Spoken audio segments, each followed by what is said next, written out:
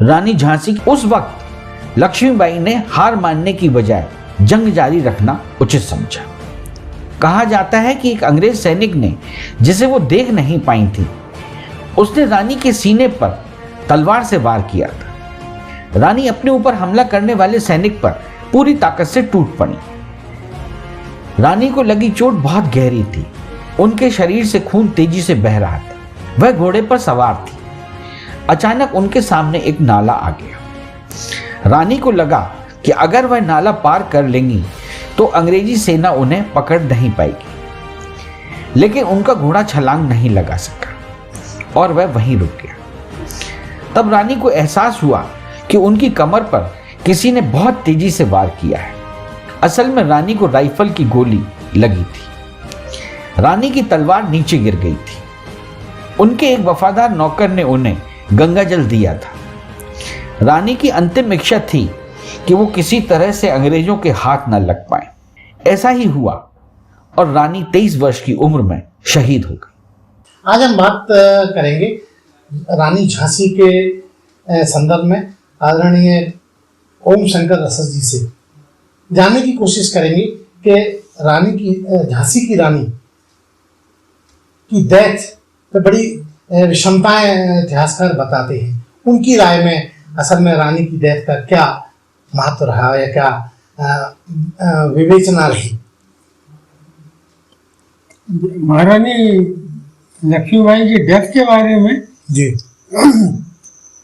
महारानी लक्ष्मीबाई की डेथ के बारे में 2 तारीख हैं। एक तो 17 तारीख है, 17 तारीख जी, और जो पत्थर वगैरह पे ग्वालियर में उसमें 18 तारीख लिखाई गई है। जी जी। जहाँ तक युद्ध की बात है तो महाराज शाम के जो वहाँ के अपने रिकॉर्ड्स मौजूद हैं, और वो भी रिकॉर्ड्स हिंदुस्तानियों ने तो लिखे नहीं है, अंग्रेज अपनी चीज़ों में, जानकारियों में सब राइटिंग में डाल देते थे जी। तो जो कुछ रिकॉर्ड से पता लगता है उसमें शाम के समय उनका निधन हुआ है। असल में किस जगह? वो ग्वालियर के पास है। वही जो एक नाला है, स्वर्ण क्या कहलाता, स्वर्ण कहलाता है, स्वर्ण रेखा करके, तो उस नाले के पास ही महारानी का जो अंतिम उनके ऊपर वार हुआ है जी, वो घोड़ा खड़ा हुआ मिला जी। महारानी उस घोड़े के ऊपर औंधी पड़ी हुई थी, मृतक अवस्था में। हाँ, मतलब बेहोश, नींद बेहोश, करीब बेहोश होगी वो जी। इसके बाद उनके साथ जो 3-4 खास सिपाही थे जी, उन्होंने उनको खोजा था कि वो घोड़ा लांग के उस पार नहीं आ पाया था नाले को जी। तो वहां से फिर उनको उठा के लाया गया था और गंगादास बाबा की कुटी के पास जी, वहां उनको लेटाया गया था। महारानी ने कुछ स्फुट स्वर में ये भी कहा था, तो वो उनका पुत्र दामोदर जो पास में सुरक्षित एक उनके साथियों के पास था, वो बुलाया गया और 2-3 और सरदार ये लोग खड़े रहे और गुल मोहम्मद सिपाही जो था वो झांसी से जो उनके साथ आया था वो बस इतने लोग थे शाम के वक्त। उसमें कहा गया है कि रामचंद्र राव करके एक और साथी था, तो वो अपने आप याद रखें कि पुराने जमाने के लोग जब ट्रेवल करने जाते थे तो पतली सी तांबे की शीशी होती थी। अच्छा। उसमें गंगा जल रखा करते थे हमेशा। अच्छा। तो जब कभी जरूरत हुई तो गंगा जल की 2 बूंद डाली, तो वो उन्होंने निकाल के महारानी के मुंह में गंगा जल डाला था और उन्होंने ईश्वर का स्मरण करते हुए वो अपने शरीर को त्यागा था। तो ये वहाँ शाम के वक्त की बात है ये। अब इसके बाद वहाँ पर गंगादास की कुटी में जो कुछ लकड़ी धूनी वगैरह चीजों के लिए थी और जो कुछ लकड़ी वहाँ थी वो सब निकाल के चिता बनाई गई और महारानी का अंतिम संस्कार उन चंद लोगों के सामने हुआ था। इसके बाद अंग्रेजों को इसकी तुरंत खबर बाद में गई, तो वो फिर आए थे, उन्होंने देखा, उन्होंने अपने जो बयान है वो अलग दर्ज की है रिकॉर्ड में। तो वो सारी चीज मैंने अपनी किताब झांसी क्रांति की काशी में, क्योंकि इतना हृदय विदारक किस्सा है ये। कहाँ की लड़की, महाराष्ट्र की रहने वाली व्यक्ति की लड़की, बिठूर में पली हुई लड़की, झांसी में आके कई साल शादी के बाद समय बिताने वाली, और झांसी से भी फिर कई मील दूर ग्वालियर में जाके, यानी एक भाग्य का ऐसा भयंकर चक्र कि जिसको विश्व प्रसिद्ध कर दिया। लेकिन जितनी यातनाएं शरीर को मिल सकती थी वो महारानी ने सब अचानक भोग ली अपने आप।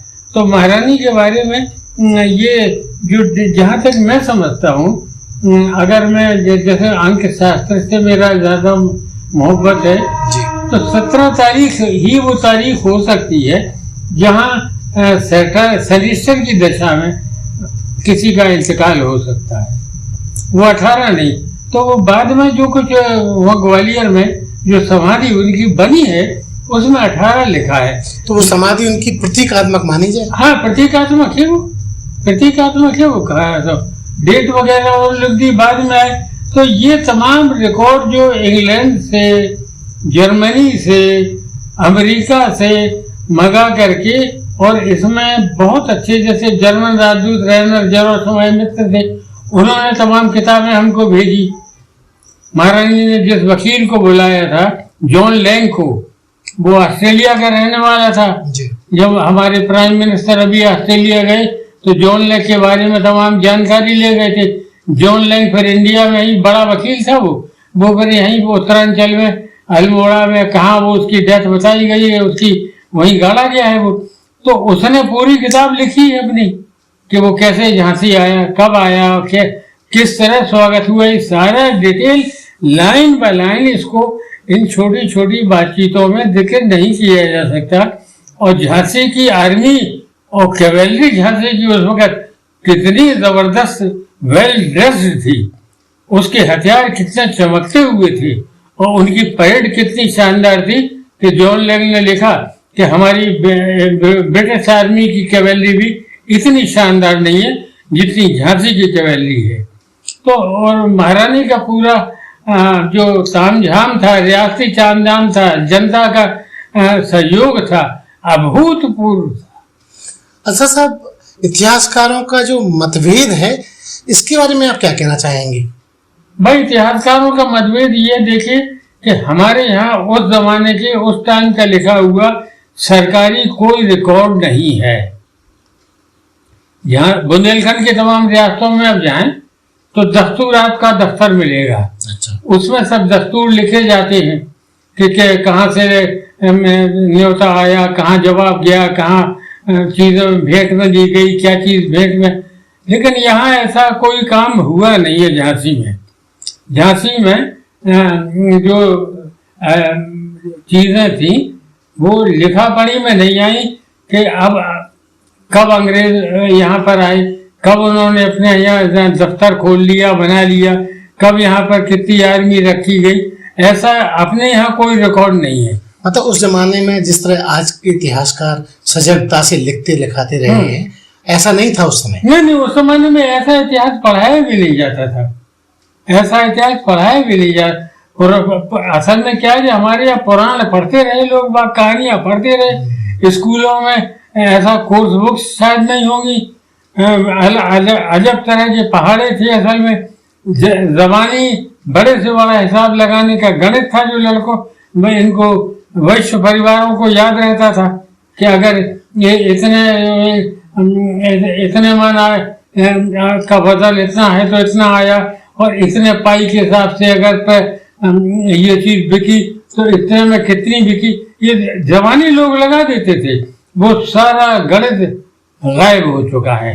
अब तो फिर जब अंग्रेजी शासन आया तो वो गणित का कायदे से, गिनती से, और फिर वो दूसरे ढंग से चला। सर हमारे यहाँ सबसे बड़ी कमी ये है कि हम लोग, जैसे झांसी राज रहा होगा, तो झांसी राज इंडिया है, जर्मनी है, एक हमारा जर्मनी का राजदूत हमारे यहाँ है, हमारा उनके यहाँ है। वो वहाँ हमारा हाल लिख रहे हैं, हम यहाँ उनका हाल लिख रहे हैं। जी जी। रिकॉर्ड मौजूद रहता था। हर कंट्री का राजदूत अपना रिकॉर्ड रखता है, यहाँ पर तो बाहर का भी रखता है, अपना तो है ही। तो ये चीजें उस वक्त इस तरह से फॉरेन डिपार्टमेंट नहीं हुआ करती थी।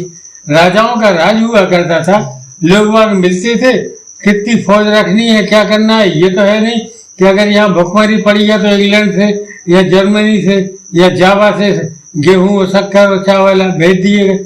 ऐसा इतना आवागमन इतना विस्तृत नहीं था जितना कि आज हाँ, है। इतना विस्तार नहीं था। उस जमाने में सिर्फ राजा से संबंधित चीजें और अपनी वहां पर हैसियत क्या है, अपना अधिकार वहां पर कितना है, अपने ये राजदूतों के काम। ठीक, ये थे ओम शंकर सर जी, जो रानी झांसी की मृत्यु के बारे में हमें विस्तार से बता रहे हैं। इस चैनल को लाइक और सब्सक्राइब करना ना भूलें। देखते रहिए बंजारा बीट्स।